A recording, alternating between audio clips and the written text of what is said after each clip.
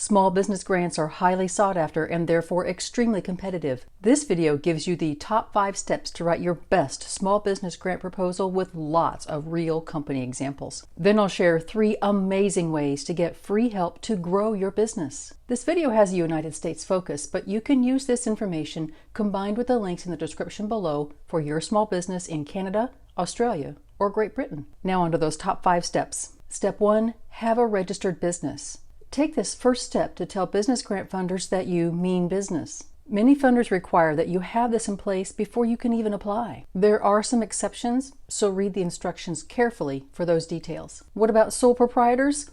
I'm not an attorney, so check with your state and local governments about sole proprietors and licensing. And small business grant funders may have different rules about sole proprietors as well, so again, read those instructions carefully. Step 2, introduce your business to grant funders who likely know nothing about it. This is called the company overview, and it is made up of a few small parts. The company name, as you registered it in your state, your type of business entity, such as sole proprietor or LLC or corporation, locations of business headquarters and any other locations. Then the names and key roles of ownership and management teams. Company history. Keep this very short, just a few interesting details on why the company was started. For ideas on writing a company history, check out this part of Home Depot's website, linked in the description below. This is a very detailed history which you don't need for a grant proposal, but you can get ideas for writing yours. Mission or impact statement. This is the purpose of your company. Here are a couple of examples to help you. They are also linked in the description below. From TaskRabbit.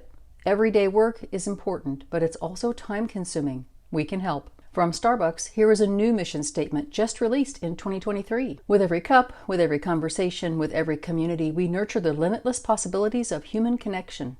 For more ideas, go to your favorite company's website on the About pages to see what their mission statement is. Step 3, describe your product or service and your customer. To start, describe how your product or service works with a focus on action words. For example, don't say "we would like to," say "we will." Notice the change in energy between those two statements. Be sure to identify who you serve as a target customer, whether it's people in your region, an age group, or other specific details. For a writing sample, there are 2 articles linked in the description below, which give lots of free sample business descriptions for lots of business types. As a bonus, there are also templates for social media posts. You can easily plug in your details to get started. Your description includes a deeper dive into how your business works, especially with sales and logistics. What are your pricing models and sales strategies? These are big topics on their own, but this article from Shopify can help you make these decisions, which will help you build the answers for a strong grant proposal. Then, how do you manage the logistics between supply, order fulfillment, and distribution? Again, I found this other article from Shopify to help you define that process, and then how to describe it in your grant proposal. Step 4, explain how the grant will help grow your company. You just spent time telling the grant funder where you are. Now it's time to invite the grant funder into your exciting vision for growth by laying out a well thought out plan for the next phase of your business. Describe your growth targets and how you will achieve them. Show where grant dollars fit in this plan. For example, maybe you need the grant to launch a product line or to market your service. In both cases, be prepared to answer how the short-term support from a grant will produce longer-term growth for your company, such as increased sales over the next 3 years. Describing your growth plan includes identifying emerging trends. Explain how your business can stay in step with them. What is needed? Staff, training, equipment, facilities, marketing? Develop an action plan for each one with milestones. I don't have a writing sample for the business growth section because every business is so different.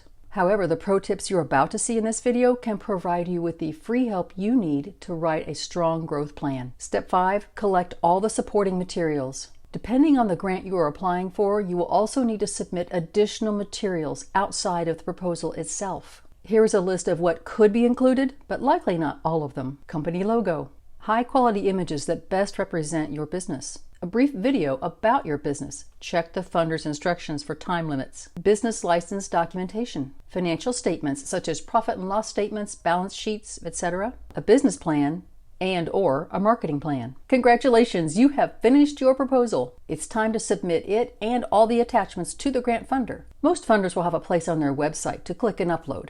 But in case you find one that has a dedicated grant portal, I have a video linked above and below that shows you how to set up a free account and how to use those systems. Well, now we have finished the 5 steps to writing a small business grant proposal. I promised 3 pro tips to give you more resources for your grant writing needs.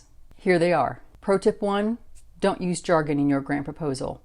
Unless you are certain that the grant reviewer has a high level of technical expertise in your field, make sure you avoid all jargon in your proposal. Jargon is handy for a discussion between colleagues, but if the grant reviewer has to wade through a bramble of unknown words and numbers, then you're not making the case for support and the proposal moves lower down on the list for consideration. Pro tip 2, get free business mentoring in the US, Canada, Great Britain, and Australia.